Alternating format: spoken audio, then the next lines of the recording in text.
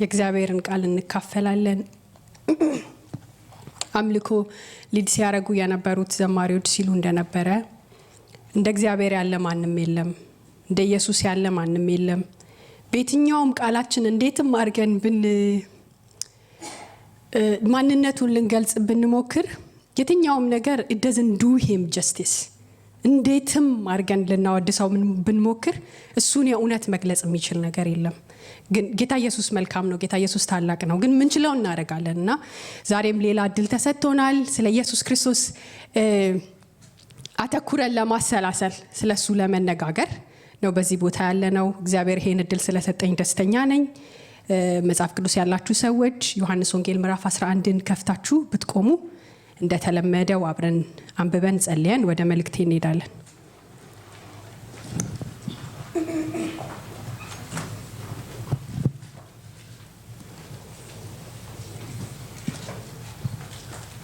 ዮሐንስ ወንጌል ምዕራፍ 11 ከ1 ጀምሮ።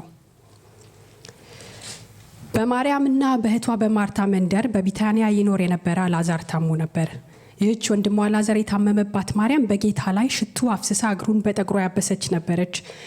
እህትማማቾቹም ጌታ ሆይ የምትወደው ሰው ታሟል ብለው መልእክት ላኩበት። ኢየሱስ ይህን በሰማ ጊዜ ይህ ሕመም የእግዚአብሔር ልጅ በእርሱ ይከብር ዘንድ ለእግዚአብሔር ክብር ነው እንጂ ለሞት የሚያደርስ አይደለም አለ። ኢየሱስም ማርታን እህቷንና አልዓዛርን ይወዳቸው ነበር። ሆኖም አልዓዛር መታመሙን በሰማ ጊዜ በነበረበት ስፍራ 2 ቀን ቆየ። ኤኮ አለው። ቁጥር 7 ከዚህም በኋላ ደቀ መዛሙርቱን ወደ ይሁዳ እንመለስ አላቸው። እነርሱም መምህር ሆይ ከጥቂት ጊዜ በፊት አይሁድ በድንጋይ ሊወግሩ እየፈለጉ ነበር፣ እንደገና ወደዚያ ትሄዳለን አሉት። ኢየሱስም እንዲህ ሲል መለሰ፣ ቀኑ 12 ሰዓት ብርሃን አይደለምን? ከዚህ ዓለም ብርሃን የተነሳ ስለሚያይ በቀን የሚመላለስ አይሰናከልም፣ የሚሰናከለው ግን በሌሊት የሚመላለስ ነው፣ ብርሃን የለውምና። ይህን ከነገራቸው በኋላ ወዳጃችን አልዓዛር ተኝቷል፣ እኔም ከእንቅልፍ ላስነሳው ሄዳለሁ አላቸው። ደቀ መዛሙርቱም ጌታ ሆይ ተኝቶ ከሆነስ ይድናል አሉት። ኢየሱስ ይህን የነገራቸው ስለሞቱ ነበረ። ደቀ መዛሙርቱ ግን እንቅልፍ ይዞት ስለመተኛቱ የተነገረ መሰላቸው። ስለዚህ በግልጽ እንዲህ አላቸው፣ አልዓዛር ሞቷል፣ ታምኑ ዘንድ በዚያ ባለመኖሬ ስለእናንተ ደስ ይለኛል። አሁን ግን ወደ እርሱ እንሂድ። ከዚያም ዲዲሞስ የተባለው ቶማስ ለተቀሩት ደቀ መዛሙርት እኛም ሄደን ከእርሱ ጋር እንሙት አላቸው። ኢየሱስ ሲደርስ አልዓዛር ከተቀበረ 4 ቀን ሆኖት ነበረ። ቢታንያ ከኢየሩሳሌም 15 ምዕራፍ ያህል ትርቅ ነበር። ብዙዎች አይሁድም ማርታንና ማርያምን ስለ ወንድማቸው ሞት ሊያጽናኗቸው መጥተው ነበር። ማርታ የኢየሱስን መምጣት ሰምታ ልትቀበለው ወጣች፣ ማርያም ግን በቤት ቀርታ ነበር። ማርታም ኢየሱስን እንዲህ አለችው፣ ጌታ ሆይ አንተ በዚህ ብትኖር ኖሮ ወንድሜ ባልሞተ ነበር። አሁንም ቢሆን የምትለምነውን ሁሉ እግዚአብሔር እንደሚሰጥህ አውቃለሁ። ኢየሱስም ወንድምሽ ይነሳል አላት። ማርታም በመጨረሻው ቀን በትንሣኤ እንደሚነሳ አውቃለሁ አለችው። ኢየሱስም እንዲህ አላት፣ ትንሣኤና ሕይወት እኔ ነኝ። በእኔ የሚያምን ቢሞት እንኳ በሕይወት ይኖራል። በእኔ የሚኖር የሚያምንብኝም ከቶ አይሞትም። ይህን ታምኛለሽን? እንጸልይ። ቅዱስ አባት ሆይ ስለዚህ ሰዓት እናመሰግንሃለን። አንተ ታላቅ ነህ፣ አንተ መልካም ነህ። ጌታ ኢየሱስ ሆይ ስላንተ ለመነጋገር እንደገና አዲስ ቀን አዲስ እድል ስለሰጠህን እናመሰግንሃለን። አንተ ትንሣኤና ሕይወት ነህ። ጌታ ኢየሱስ ሆይ እንደነገርከን እንደገለጥክልን አንተ ትንሣኤና ሕይወት ነህ። ዛሬ ከምትሰጠን ቃል የተነሳ በኢየሱስ ክርስቶስ ኢየሱስም ለሕዝብህ መጽናናት እንዲሆን ጸልያለሁ፣ ተስፋ እንዲገባ። እግዚአብሔር የዘላለም አምላክ ሆይ የልጆችህ ልብ ውስጥ ተስፋ እንዲዘራ በጌታ በኢየሱስ ክርስቶስ ኢየሱስም ጸልያለሁ። ለውጥ ይሁን ጌታ ሆይ፣ መንፈስህ በዚህ ቦታ ከመገኘቱ የተነሳ ለውጥ ይሁን። ልቦች ይከፈቱ በጌታ በኢየሱስ ክርስቶስ ኢየሱስም። ሪሴፕቲቭ እንሁን፣ ቃልህን እንቀበል፣ እንስማ። እግዚአብሔር የዘላለም አምላክ ሆይ ከቃልህ የተነሳ እንነቃቃ። ጊዜያችንን የምንይዝ ሰዎች እንሁን፣ የምንሰራ ሰዎች እንሁን። እግዚአብሔር የዘላለም አምላክ ሆይ ተስፋ ይመለስ፣ ተስፋ ይመለስ፣ ተስፋ ይመለስ። ኃይልህ በሰዎች ፊት በስነ ስርዓት ግልጽ ብሎ ይሳል በጌታ በኢየሱስ ክርስቶስ ኢየሱስም። ትንሣኤና ሕይወትነትህ በኢየሱስ ስም ለሞተው ነገራችን ሕይወትን ይዝራ። ይሄ እንዲሆን እለምናለሁ። መንፈስህን ላክ፣ እኔንም ተቆጣጠረኝ፣ አግዘኝ በጌታ በኢየሱስ ስም አሜን። ተቀመጡ። ቴንክ ዩ።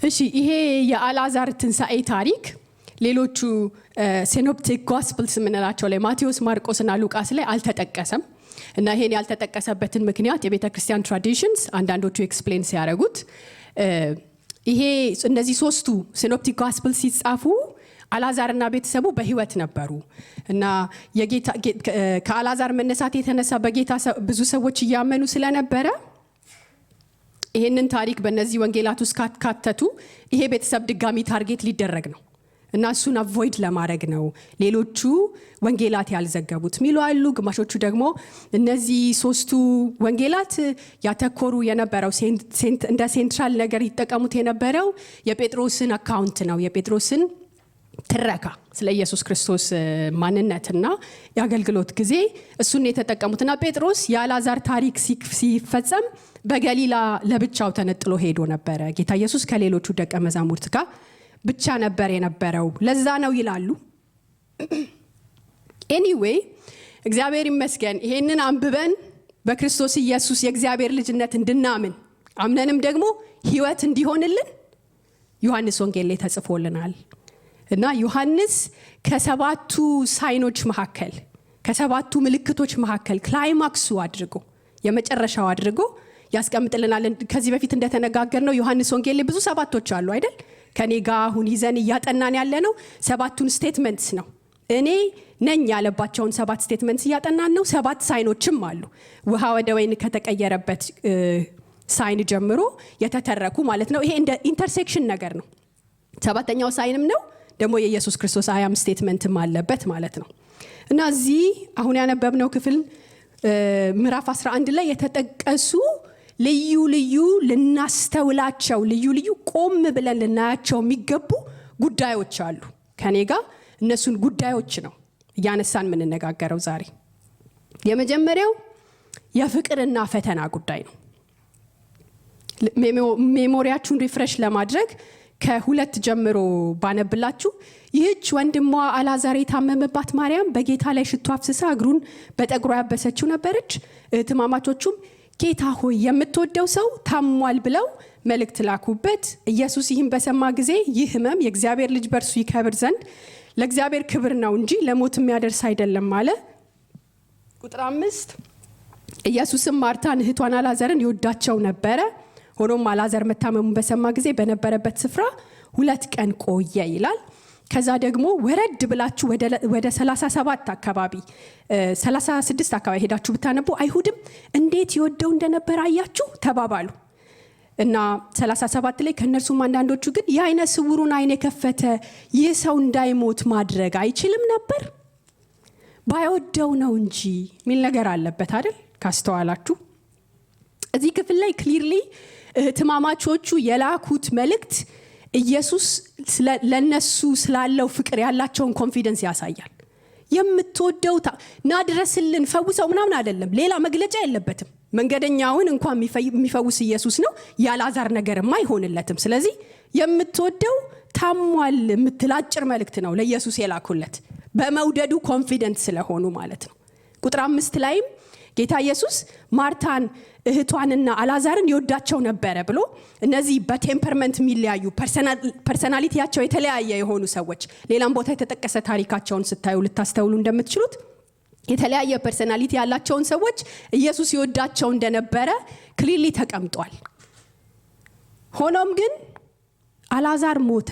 ሆኖም ግን መከራ ውስጥ ራሳቸውን አገኙ። ሆኖም ግን ፈተና ውስጥ እነዚህ ሰዎች ራሳቸውን አገኙ።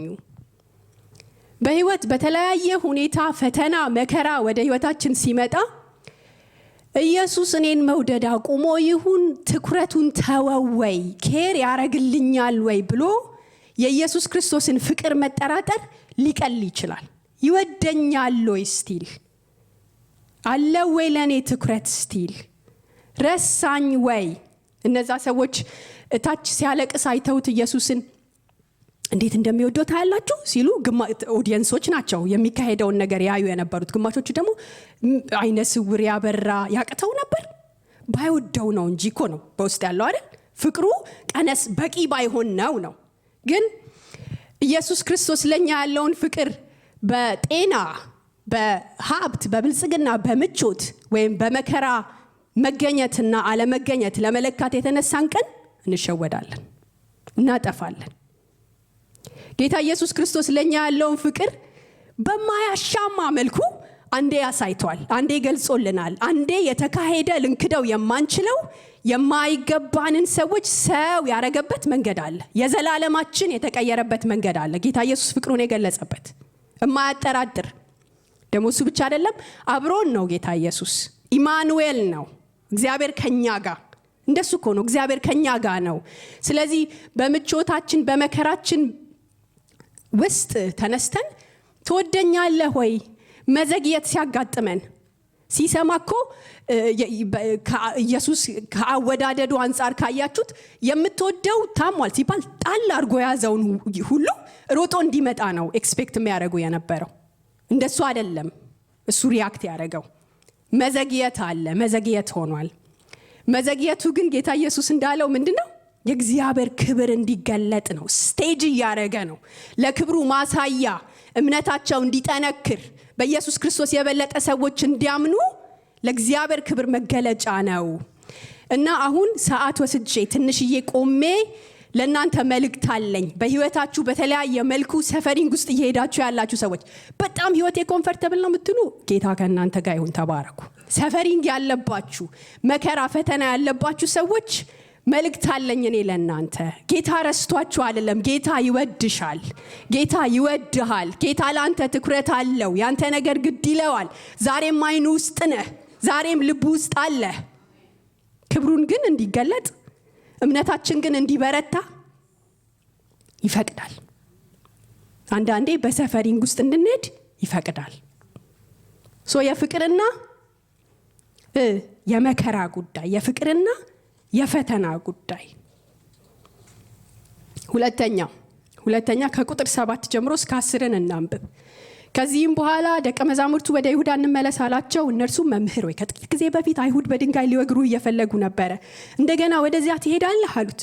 ኢየሱስም እንዲህ ሲል መለሰ፣ ቀኑ 12 ሰዓት ብርሃን አይደለምን? ከዚህ ዓለም ብርሃን የተነሳ ስለሚያይ በቀን የሚመላለስ አይሰናከልም። የሚሰናከለው ግን በሌሊት የሚመላለስ ነው፣ ብርሃን የለውምና።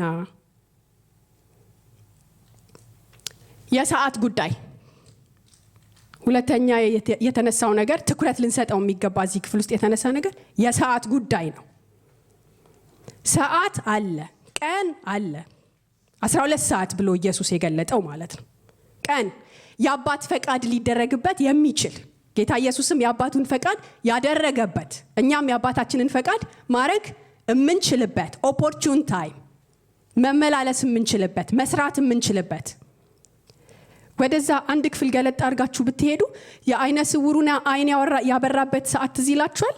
ከሱ በፊት ልክ ሲያዩት ይሄ ሰውዬ ቤተሰቦቹ ናቸው፣ የሱ ችግር ነው ግን አይነ ስውር ሆኖ እንዲመጣ ያደረገው ምናምን ሲሉት፣ ጌታ ኢየሱስ የእግዚአብሔር ክብር እንዲገለጥ ነው። ከዛ በኋላ ወረድ ብሎ ቀን ሳለ የአባቴን ፈቃድ ማድረግ አለብኝ ይላቸዋል። ቀን ሳለ የሚባል ነገር አለ። ቀን የሚባል ነገር አለ። ቀን የሚባል ነገር አለ የተሰጠን፣ ማንም ሊወስድብን የማይችልበት ማለት ነው። እሱ ላይ እነዚህ ሰዎች ለኢየሱስ ክርስቶስ ሴፍቲ ፈርተው ነው። የእውነት ነው፣ አስፈሪ ነበረ። ምክንያቱም ቀድመን ስለ የመልካም እረኝነቱ ስንነጋገር አንተ እኮ ብላስፌም እያረክ ነው፣ እኔ ጌታ ነኝ አልክ ምናምን ብለው ሊወግሩት ተነስተው ነው ከዛ አካባቢ ኢየሱስ የሄደው እና ሊገደል እንደሚችል የሴፍቲ ኢሹ እንዳለ ያውቃሉ። እሱን ነው የሚያስታውሱት። ጌታ ኢየሱስ በቀን መመላለስ ይላቸዋል። ሪስክ የምንወስድበት ቀን የሚባል ጊዜ አለ። ቦልድሊ ወክ ልናደርግ የሚገባበት የኛ ዘመን አለ፣ የኛ ቀን አለ፣ መንቀሳቀስ ያለብን ማለት ነው። ቀን አለ የአባት ፈቃድ የሚደረግበት። ግን ደግሞ ሌላ በጣም ማስተዋል ያለብን ነገር ሊሚትድ ነው። 12 ሰዓት ይላል አይደል ጌታ ኢየሱስ እዚህ ክፍል ላይ። ሊሚትድ ነው፣ ያ ቀን ሊሚትድ ነው። ስለዚህ እሱ ውስጥ የምንፈልገውን ነገር ሁሉ ማጨቅ አንችልም። ፒኪ መሆን አለብን። የአባት ፈቃድ ላይ ማተኮር መቻል አለብን። ሴንስ ኦፍ አርጀንሲ ያስፈልጋል። ሁሌ የሚቀጥል አይደለም። የሁሉም ሰው ዘመን ሊሚትድ ነው። የሆነ ሰዓት ያልቃል። ብዙ አይደለም በነገራችን ላይ እዚች ምድር ላይ የምናሳልፈው ጊዜና ያ እርጀንሲ ያስፈልጋል። የአባቴን ፈቃድ ማደርግበት ቀን ሳለ ብለን መንቀሳቀስ መቻል አለብን እና ሴሌክቲቭ መሆን አለብን የምናካትተውን ነገር። አንድ በጣም ህይወቴን ከቀየረልኝ ነገር መሃል ታይም ማኔጅመንት እንላለን በተለምዶ። ታይም ማኔጅመንት የሚባል ነገር የለም በነገራችን ላይ። ታይምን ማንም ማኔጅ ማድረግ አይችልም። 24 እየሆነ ያልፈናል። ማንም ሰው ሊጨምር ሊቀንስ ሊይዘው ምናምን አይችልም። ላይፍ ማኔጅመንት ነው ያለው። እዛ 24 ሰዓት ውስጥ ምን አረጋለሁ ብለን የምናረጋውን ነገር ራሳችንን ነው ማኔጅ የምናረገው። እና አንዳንድ ሰዎች ካያቸዋቸው ሰዓት ውስጥ የነሱን አክቲቪቲ ፊት የሚያረጉ ሳይሆኑ የነሱ የፈለጉት ነገር ውስጥ ሰዓት ፊት እንዲያረግላቸው የሚያስቡ የሚመስሉ ሰዎች ላይክ በአንድ ሰዓት ውስጥ የ4 ሰዓት ስራ የሚያቀዱ ሰዎች ገጥመዋቸው አያውቁም? እንደሱ መሆን የለበትም። እኛም አልባሌ ነገሮችን መቁረጥ መቻል አለብን ከህይወታችን። ሰዓት አለን ማንም ሊወስድብን የማይችለው ማለት ነው። የአባታችንን ፈቃድ እንድናረግበት የተሰጠን ግን እሱ ሰዓት ሊሚትድ ነው። በሴንስ ኦፍ አርጀንሲ ራሳችን ላይ ፍጥነት ጨምረን ይሄ የተገደበ ሰዓት ነው ብለን እንደ ኢየሱስ ቸኩለን ልንሰራበት የተገባ ሰዓት አለ። የሰዓት ጉዳይ አንስቷል። ሌላ እዚህ ክፍል ላይ ጌታ ኢየሱስ እንሂድ። ሌላ የእምነት ጉዳይ ደግሞ አለ። ከቁጥር 11 እስከ 16 እናንብብ። ይህን ከነገራቸው በኋላ ወዳጃችን አልዓዛር ተኝቷል፣ እኔም ከእንቅልፍ ላስነሳው ሄዳለሁ አላቸው። ደቀ መዛሙርቱም ጌታ ሆይ ተኝቶ ከሆነ ይድናል አሉት። ይሄ እንቅልፍ ጥሩ ነው አይነት ነገር ማለት ጥሩ ነው እኮ ያጠነክረዋል ይነሳል እያሉት ነው። ኢየሱስ ይህን የነገራቸው ስለሞቱ ነበረ። ደቀ መዛሙርቱ ግን እንቅልፍ ይዞት ስለመተኛቱ የተናገረ መሰላቸው። ስለዚህ በግልጽ እንዲህ አላቸው፣ አልዓዛር ሞቷል።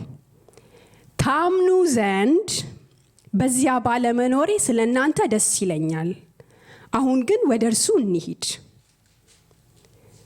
ከዚያም ዲዲሞስ የተባለው ቶማስ ለተቀሩት ደቀ መዛሙርት እኛም ሄደን ከእርሱ ጋር እንሙት አላቸው።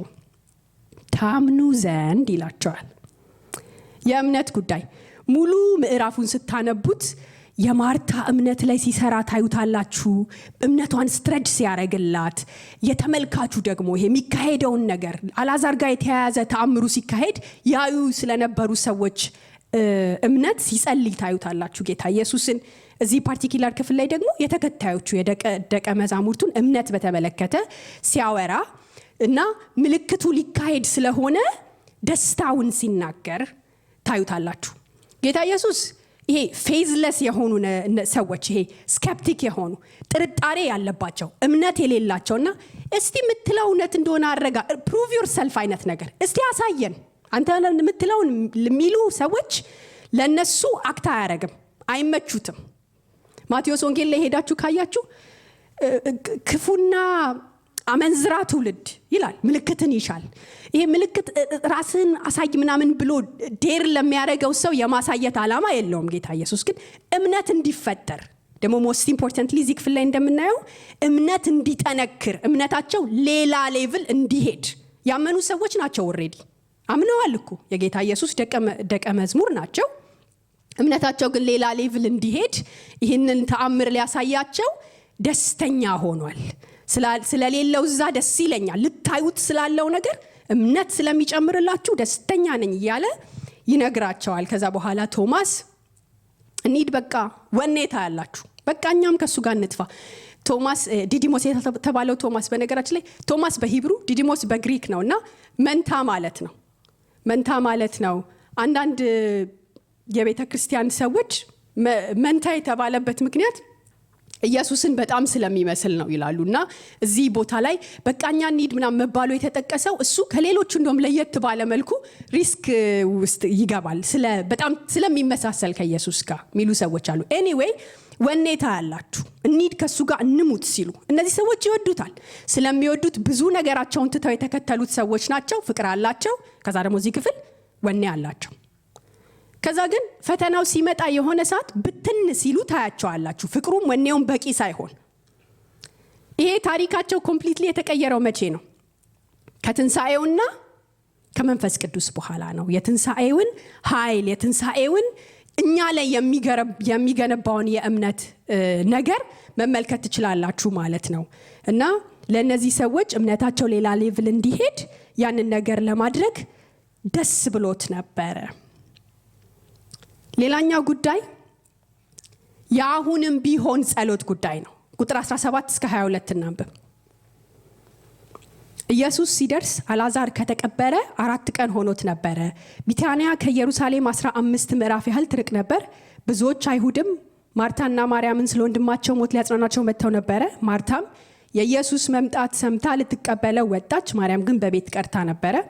ማርታም ኢየሱስን እንዲህ አለችው፣ ጌታ ሆይ አንተ በዚህ ብትሆን ኖሮ ሐዘኗን፣ የልብ ስብራቷን፣ ዲስአፖይንትመንቷን አትሰሙበትም? አንተ ብትሆን ኖሮ ወንድሜ ባልሞተ ነበር።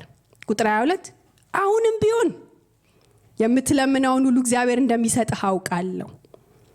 አሁንም ቢሆን ማርታ አዝናለች። ማርታ ዲስአፖይንትድ ሆናለች። ኢየሱስ ቢኖር ኖሮ ውጤቱ ሊቀየር እንደሚችል አውቃለች። ከመዘግየቱ የተነሳ ወንድሟ ሞቶባታል። ያዘነች ሴት ናት። በለቅሶ ውስጥ ነው ያለችው። እሱን ትላለች፣ ትነግረዋለች። ዲስአፖይንትመንቷን እኮ ትነግረዋለች። ማዘኗን እኮ አልደበቀችውም። ይሆን አሁን ደህና ነኝ፣ ጠንካራ ነኝ፣ ችለዋለሁ ምናምን አይደለም እኮ የምትለው። በቃ ብትኖር ኖሮ ይቀየር ነበር። ከዛ በኋላ ግን በጣም ልቤን የሚያረካኝ ፓርት አሁንም ቢሆን ትለዋለች። ይሄ ጸሎት የሁላችንም ህይወት ውስጥ መግባት አለበት። ነገር የዘገየባችሁ፣ ኢየሱስ ከመዘግየቱ የተነሳ ነገር የተበላሸ ብላችሁ እያላችሁ በተለያየ ነገር እያለቀሳችሁ ያላችሁ ሰዎች ይሄ ጸሎት በእውነት ያገኛችሁ። አሁንም ቢሆን በሉት ኢየሱስን።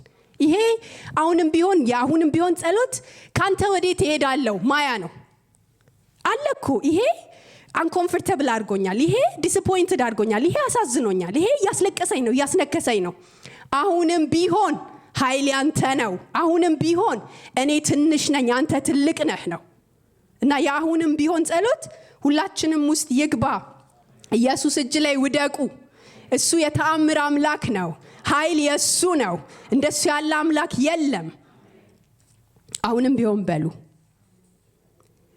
ሌላው የትንሣኤና የህይወት ጉዳይ ነው። የትንሣኤና የህይወት ጉዳይ ቁጥር 23 እስከ 25 እናንብብ።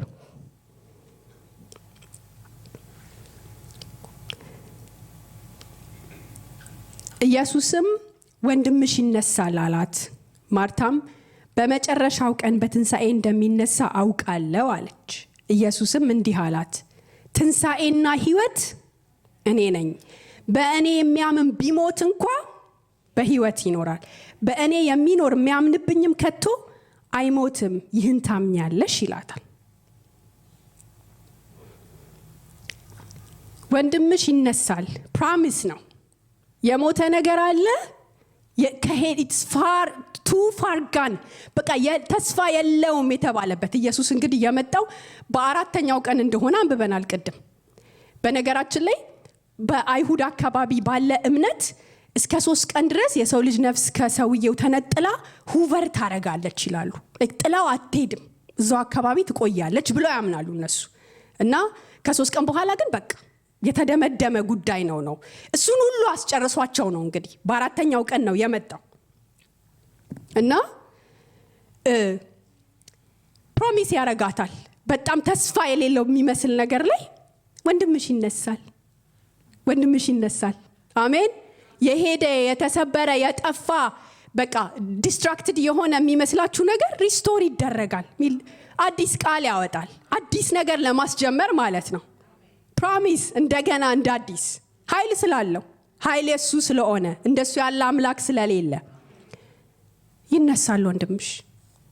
ከዛ እሷ ለጌታ ኢየሱስ ቅርብ ናቸው እንግዲህ ወዳጆች ናቸው። ከዚህ በፊት የሚላቸውን ነገሮች ሰምታለች። አዎ አንተ እንዳልከው እንደሆነ አምናለው። ሰዱቃውያን እንደሚሉት አይደለም።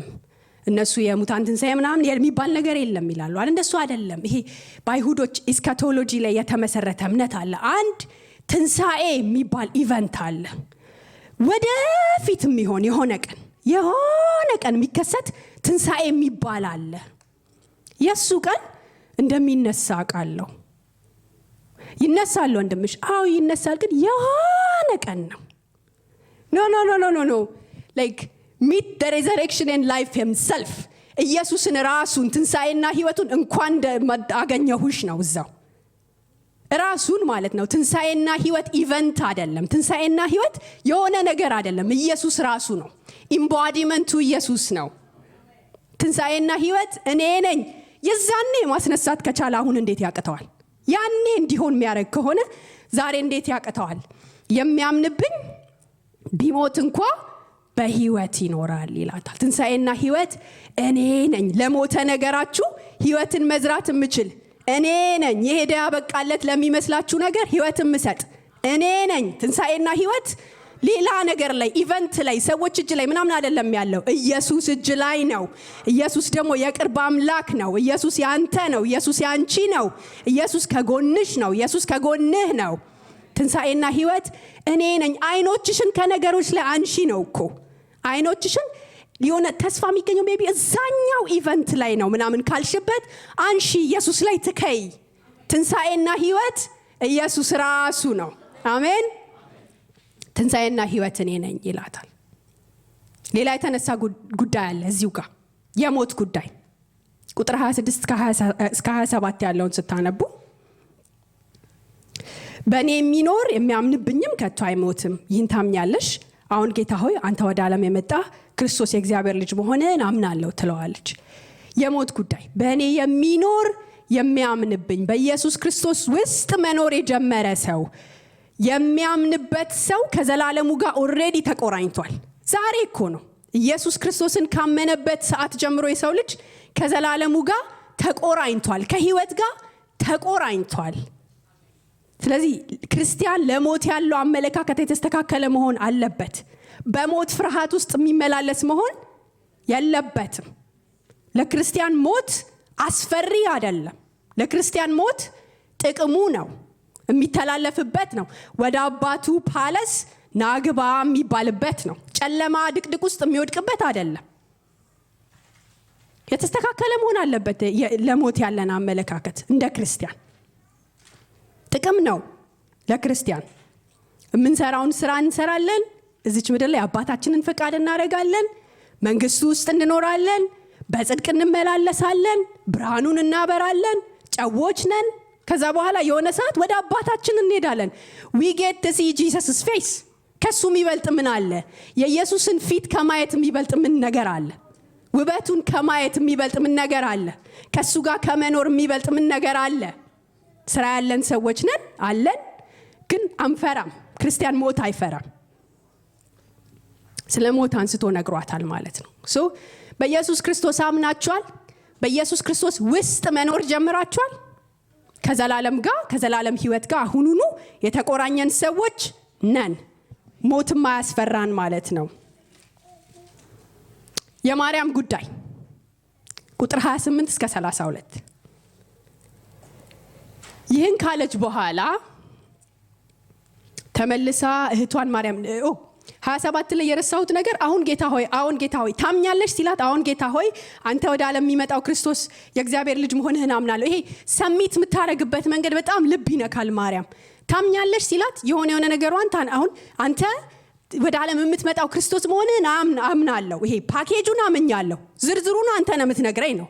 በሱ ውስጥ ያለውን በረከት አንተ ነህ ኤክስፕሌን የምታረግልኝ። እኔ ፓኬጁን አምኛለሁ፣ አንተ መሲሁ እንደሆንክ አምኛለሁ። ከዛ መሲሁ መሆን ውስጥ ትንሣኤና ህይወትነትህ አለ፣ የህይወት እንጀራነትህ አለ፣ የዓለም ብርሃንነትህ አለ፣ የበጎች በርነትህ አለ፣ መልካም እረኝነትህ አለ። እሱን ዝርዝር አንተ ነህ የምትነግረን። እኔ ግን ጌትነትህን የእግዚአብሔር ልጅ እንደሆንክ የጠበቅንህ ኢየሱስ እንደሆንክ አምኛለሁ ትለዋለች። ከ28 ጀምሮ ስለ ማርያም እናውራ። የማርያም ጉዳይ ይህን ካለች በኋላ ተመልሳ እህቷን ማርያምን ለብቻዋ ጠርታ መምህሩ መጥቷል ይፈልግሻል አለቻት። ማርያምም ይህን እንደሰማች ፈጥና ተነስታ ወደ እርሷ ሄደች። በዚህ ጊዜ ኢየሱስ ማርታ እርሱን በተቀበለችበት ቦታ ነበር እንጂ ገና ወደ መንደር አልገባም ነበር። ማርያምን ሲያጽናኑ በቤት ውስጥ የነበሩ አይሁድም ብድግ ብላ መውጣቷን ሲያዩ ወደ መቃብሩ ሄዳ የምታለቅስ መስሏቸው ተከተሏት። ማርያም ኢየሱስ ወደ ነበረበት ቦታ ደርሳ እንዳየችው እግሩ ላይ ተደፍታ ጌታ ሆይ አንተ እዚህ ብትሆን ኖሮ ወንድሜ ባልሞተ ነበር አለችው። ኢየሱስም እርሷ ስታለቅስ ተከትለዋትም የመጡት አይሁድ ሲያለቅሱ ባየ ጊዜ መንፈሱ በሐዘን ታውቆ የት ነው ያኖራችሁት ሲል ጠየቀ ይላል። ማርያምን መምህሩ ይፈልግሻል ትላታለች። መምህራቸው ነበር። በነገራችን ላይ የነሱ መምህር መሆኑ ትራዲሽን እየሰበረ ነው። የዛ ጊዜ ሴቶች ባለመምህር መሆን አይችሉም ነበር። ተቀምጠው ከሆነ አስተማሪ ስር ረባይ ስር ቁጭ ብለው መማር የሚችሉ መሆን አይችሉም ነበር። ማርያምን ትሁን አይወሰድባትም ምናምን ሲል እየሰበረ ነው እና መምህራቸው ሆኗል። አሁን መምህሩ ይፈልግሻል ስትላት ትሄዳለች። ማርያም ማርታ እንዳለችው ነው ቃል በቃል የምትለው። አንተ በዚህ ብትኖር ኖሮ በጣም ሲባባሉ እንደነበረ አያስታውቅም? እሱ ቢኖር ኖሮ ጌታ ኢየሱስ ባይዘገይ ኖሮ ሲባባሉ የከረሙትን ነው። አንተ እዚህ ብትኖር ኖሮ ትለዋለች። አንተ እዚህ ብትኖር ኖሮ ወንድሜ ባልሞተ ነበረ። ልክ እንደ ማርታ። ልዩነቱ እቺ ሴትዮ እንደሱ የምትለው እግሩ ስር ገብታ ነው። እግሩ ስር ውድቅ ብላ። እኔ የማርያም ነገር እንዴት እንደሚገርመኝ በቃ እግሩ ስር ነው ውለዋ ሲያስተምር ታገኘው እግሩ ስር ናት። ስለ መሞቱ ያሳስባት፣ ፍቅሩ ይገንፍልባት፣ ሽቶዋን ይዛ እግሩ ስር ናት። ትዘን ዲስፖይንትድ ትሆን፣ ትሰበር፣ ሀዘን ላይ ትሁን፣ እያለቀሰችውን እግሩ ስር ናት። ይሄንን ነው እኔ ለኛ ምጸልየው። በሀዘን በደስታችን፣ በአዘቦት ቀን በበዓላችን፣ ሲከፋን ደስ ሲለን ሁሉ እግሩ ስር የምንገኝ ሰዎች፣ በእውነት እግሩ ስር ማንጠፋ፣ ደስታ ሲፈነቅለን፣ ፍቅሩ ሲጥለን ሮጠን እግሩ ስር እግሩ ስር እግሩ ስር ምስጋናችንን ይዘን እግሩ ስር ማንጠፋ፣ ለቅሷችንን እንባችንን ይዘን እግሩ ስር ማንጠፋ እንሁን። ይሄ ፍቅር ያገኘን፣ ይሄ እምነት ያገኘን፣ ይሄ ተስፋ ያገኘን፣ በእውነት ይሄን በጎ ነገር ያገኘን ይውረሰን ሁላችንንም።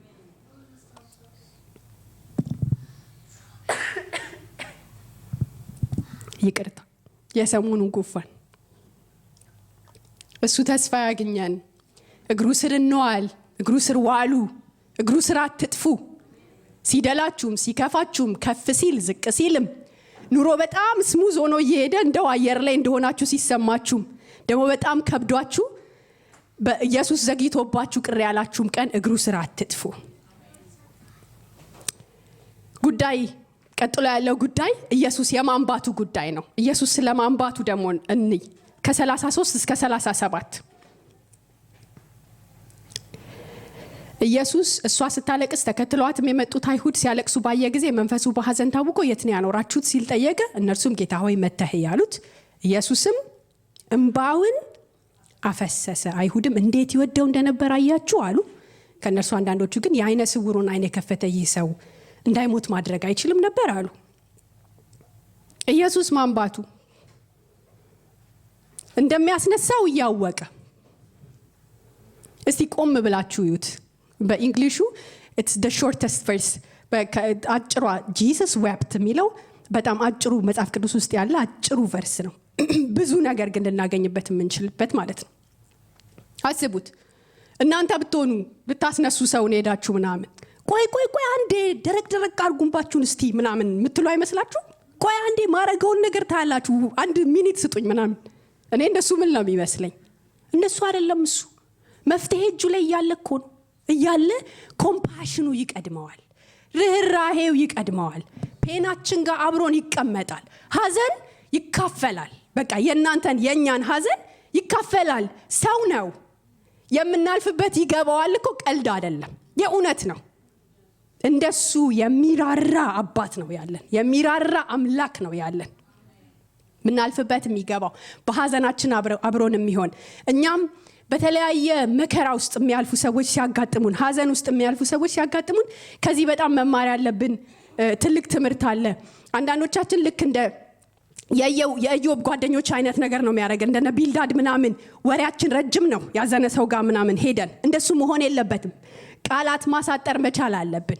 የሰዎችን ሀዘን ነው መካፈል ያለብን። መጀመሪያ አብረን ማልቀስ ነው ያለብን። መጀመሪያ እሱ ኮምፓሽን ነው ሊኖርብን የሚገባው እና የኢየሱስን ሂዩማኒቲ ታዩበታላችሁ። እንዴት ሀዘኑ እንደሚቀድመው፣ እንዴት ሩሩ እንደሆነ፣ እንዴት ስፍስፍ የሚል እንላለን አይደል? ሰውን ስንገልጽ በጣም መልካም የሆኑ ሰዎችን በፍቅር እንደሱ አይነት አባት እንደሆነ ታዩበታላችሁ። ከዚህ መማር አለብን። እኛም ከሚያዝኑ ጋዘኑ ይላል እኮ የእግዚአብሔር ቃል። እሱን ማድረግ መቻል አለብን ነው። በመጨረሻ የመጨረሻ ጥርጣሬ ጉዳይ፣ መጨረሻ ላይ የምትደረግ ጥርጣሬ ብዙዎቻችን ኤክስፒሪየንስ ልናረጋት እንችላለን ብዬ አስባለሁ። ከ38 እስከ 44 ኢየሱስ ልቡ ዳግመኛ በሐዘን ተነክቶ ወደ መቃብር መጣ። መቃብሩን በድንጋይ የተገጠመ ዋሻ ነበረ። እርሱም ድንጋዩን አንሱት አለ። የሟቹም እህት ማርታ ጌታ ሆይ አሁንማ 4 ቀን ስለቆየ ይሸታል አለች። ኢየሱስም ብታምኚስ የእግዚአብሔርን ክብር ታያለሽ ብዬ አልነገርኩሽም አላት። ስለዚህ ድንጋዩን አነሱ። ኢየሱስም ወደ ላይ ተመልክቶ እንዲህ አለ፣ አባት ሆይ ስለሰማኸኝ አመሰግናለሁ። ሁልጊዜም እንደምትሰማኝ አውቃለሁ። ይህን መናገሬ ግን በዚህ የቆሙ ሰዎች አንተ እንደላከኝ ያምኑ ዘንድ ነው። ኢየሱስ ይህን ካለ በኋላ በታላቅ ድምፅ አልዓዛር ና ውጣ ብሎ ተጣራ።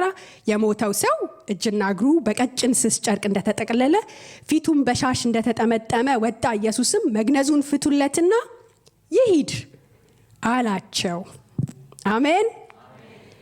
የመጨረሻ የጥርጣሬዋ ጉዳይ ምንድናት? ይሄ ኢየሱስ ሊሰራው የፈለገውን ይሄ ክብሩ የሚገለጥበትን ነገር ሊያረግ ጫፍ ላይ ደርሶ ከናንተ ደግሞ የሚጠበቅ አክሽን ሊኖር ይችላል። ድንጋዩን አንሱት። ሙታችሁን እኮ ሊያስነሳ ነው። የተበላሸውን እኮ ሊያቃና ነው። ያቺ ፋይናል በእምነት የምትደረግ ተአምሩን ሳታዩ በእምነት የምትደረግ አክሽን አለች ከናንተ የሚጠይቀው። እሱ ሲጠየቅ ማርታ ይሸታል፣ 4 ቀን አልፎታል፣ በቃ ከሙቴ ጋር ልስማማ፣ በቃ የሆነው ይሁን፣ የበለጠ ውርደት ከሚመጣ ሚሸት ነገር ከሚገለጥ የበለጠ ደስ የሚያይል ነገር ኤክስፒሪየንስ ከማድረግ ሰትል አርግ፣ በቃ አሁን በቃ ልቀበለው። አትቀበሉ፣ ሞት አትቀበሉ፣ ሽንፈት አትቀበሉ፣ የሚያጠፋ የሚመስላችሁን ነገር አትቀበሉ ከእግዚአብሔር የመጣ ካልሆነ። ጌታ እግዚአብሔር ሊያስነሳ ሊቀይር የመጣ ሰዓት ይሄንን ውሰዱ፣ እቺን እርምጃ አድርጉ ሲላችሁ ውሰዱ። እሱን በእምነት ተአምሩን ሳታዩም ማለት ነው። ገና ሳይሆን ገና ሳይለወጥ ሄዚቴት ስታረግ ታያታላችሁ። ታምኛለሽ፣ ወንድምሽ ይነሳል፣ ታምኛለሽ እያለ እምነቷን ቻሌንጅ እያረገ ስትሬች እያረገ እያጎበዛት መጥቶ አሁንም ትንሽ ስትጠራጠር ታያታላችሁ። ተባበሩ ከኢየሱስ ጋር፣ ከሚያሳያችሁ መንገድ ጋር ተባበሩ። በእምነት ወክ አድርጉ። መቀየር ስለሚችል ኃይል ስላለው ማለት ነው። ከዛ በኋላ ሁላችሁም እንዳያችሁት ስናነባ አሁን ትንሣኤና ሕይወት የሆነው ኢየሱስ፣ ትንሣኤና ሕይወት የሆነው ጌታ፣ ሞትን ድል ያረገው ኢየሱስ አልዓዛርን ከሞተበት ልክ ቅድም እንቅልፍ ላይ ነበር እንዳለ ሁሉ በሞት ላይ ስልጣን ስላለው የሞትን ሲግኒፊካንስ ውስድ ስላረገው ማለት ነው። ስልጣን ስላለው ኢየሱስ ታላቅ ስለሆነ ናውጣ ብሎ ሲቀሰቅሰው ታያላችሁ። አልዓዛርም እንደተጠራ ወጣ። ክብር ለእግዚአብሔር ይሁን፣ ክብር ለኢየሱስ ይሁን። እሱ ታላቅ አምላክ ነው። እሱ ድንቅ አምላክ ነው። ለመደምደም ለእግዚአብሔር ክብር ምትል የተጻፈች ነገር አለቻለል። ጌታ ኢየሱስ ይሄ ለእግዚአብሔር ክብር ነው ለሞትም ይሆን አይደለም ይላል። የእግዚአብሔር ክብር እንዲገለጥ ሚለው በተደጋጋሚና ይሄ የእግዚአብሔር ክብር ምንድነው? እዚህ ክፍል የተነገረው በሁለት መንገድ ነው። የእግዚአብሔር ክብር በአልዓዛር ታሪክ የተገለጠው የመጀመሪያ ሁላችንም ወዲያው ስናየው እንደምንገምተው አልዓዛር መነሳቱ፣ ይሄ አሁን ያስወራን አሁን ሴሌብሬት ያደረግነው ነገር ማለት ነው። እሱ የእግዚአብሔር ክብር ተገልጦበታል ከሞት መነሳቱ። ግን ደግሞ ከዛም በዘለለ የዘላለም ውስጥ ትልቅ ሲግኒፊካንስ ባለው መልኩ የኢየሱስ ክብር ተገልጦበታል። የኢየሱስ መክበር የሚለው ሌላ የመጽሐፍ ቅዱስ ክፍሎች ውስጥ ለምሳሌ ዮሐንስ 7 ላይ ሄዳችሁ ስታነቡ በእኔ የሚያምን ከሆዱ የሕይወት ውሃ ምንጭ ይፈልቃል የሚለውን ይናገርና ጌታ ኢየሱስ ይሄን ያለው ገና ኢየሱስ ስላልከበረ መንፈስ ቅዱስ ስላልመጣ ስለ መንፈስ ቅዱስ ነው ብሎ ያ ክፍል ይነግረናል። እና የኢየሱስ መክበር የሚለው በዚህ ስሜት ደግሞ በዚህ ሴንስ ደግሞ ምንድነው? ኢየሱስ ክርስቶስ መሰቀል፣ ሞቱ፣ ትንሣኤውና እርገቱ ፓኬጁ አንድ ላይ የኢየሱስ መክበር ነው። የአልዓዛር ታሪክ ምን አረገ? ልክ ይሄ ነገር ከተከሰተ በኋላ ያመኑ ታመኑ። ወደ ታች ወርዳችሁ ስታነቡ የተወሰኑት ደግሞ ሮጠው ሄደው ለአይሁድ ባለስልጣናት የተከሰተውን ነገር ይነግሯቸዋል። እና ሲማከሩ ሸንጎ ተሰባስቦ ፈሪሳውያኑ ካህናቶቹ ተሰባስበው ኢየሱስ ክርስቶስን ለመስቀል ፕሎት ሲያደርጉ ፋይናል እንትኑ ይሄ it's like the final straw in the camel's back ነው የሚባለው። ይሄ መጨረሻ የእንትኑን ባክ የሰበረው ይሄ የመጨረሻውን ፊሽካ የነፋው ኢየሱስን እንዲገሉት፣ ኢየሱስን በቃው እንዲሉ፣ ኢየሱስን እንዲሰቅሉት፣ በሱ ውስጥ ኢየሱስ ክርስቶስ እንዲከብር፣ እንዲሞት፣ ግን ደግሞ እንዲነሳ፣ ግን ደግሞ እንዲያርግ የሆነበት አክሽን እንዲወሰድ ምክንያት የሆነው ይሄ የአልዓዛር ታሪክ ነው። እና በዚህ መንገድ ኢየሱስ ከብሮበታል። በህይወታችሁ ውስጥ የተለያየ መከራ የተለያየ ፈተና ያለባችሁ ሰዎች በአሁንም ሰዓት ሊሆን ይችላል ወደፊትም ሊያጋጥማችሁ ይችላል። በዓለም ላይ እስካለን ድረስ መከራ is promised። መከራ ይመጣል፣ በተለያየ መልኩ ፈተና ይመጣል። ኢየሱስ የዘገየባችሁ የሚመስላችሁ ሰዎች ትቷችሁ አይደለም፣ ረስቷችሁ አይደለም። ኢየሱስ ይወዳችኋል። ሌላ ለእናንተ ትልቅ አጀንዳ ስላለው ነው። በህይወታችሁ ውስጥ የእግዚአብሔር ክብር እንዲገለጥ ስለሚፈልግ ነው። በአንቺ ህይወት ውስጥ የእግዚአብሔር ክብር እንዲገለጥ ስለፈለገ ነው። እምነታችን እንዲበረታ ነው። እምነታችን እንዲጨምር ነው። እምነታችን ሌላ ሌቭል ከፍ እንዲል ነው። ልክ የደቀ መዛሙርቱን እምነት በአልዓዛር መነሳት ውስጥ እንዳጠነከረ ሁሉ ነገ ለክርስቶስ ትንሣኤ የተከፈቱ ሰዎች እንዲሆኑ እንዳረጋቸው ሁሉ በእኔና በእናንተም ህይወት ውስጥ እምነታችን እንዲጠነክር ሌላ ሌቭል እንዲሄድ የእግዚአብሔር ክብር በህይወታችን እንዲገለጥ ሊሆን ይችላል። ኢየሱስ ይወድሻል። ኢየሱስ ይወድሃል። ለእናንተ ትኩረት አለው። ሞስት ኢምፖርታንትሊ ትንሣኤና ህይወት ማን ነው? ኢየሱስ ክርስቶስ ራሱ ነው። ትንሣኤና ህይወት ኢየሱስ ነው። የሞተን ማስነሳት የሚችል ኢየሱስ ነው። የሚመጣ ጥፋትን ሁሉ መቀልበስ የሚችል ኢየሱስ ነው። ማስተካከል የሚችል የማያቅተው ከሱ ሩቅ የሆነ ነገር የለም። ሁሉ ቦታ መድረስ የሚችል እጆች አሉት። ሁሉን ነገር ማንሳት የሚችል ኃይል አለው። አሜን። ትንሣኤና ህይወት ኢየሱስ ነው። እንጸልይ።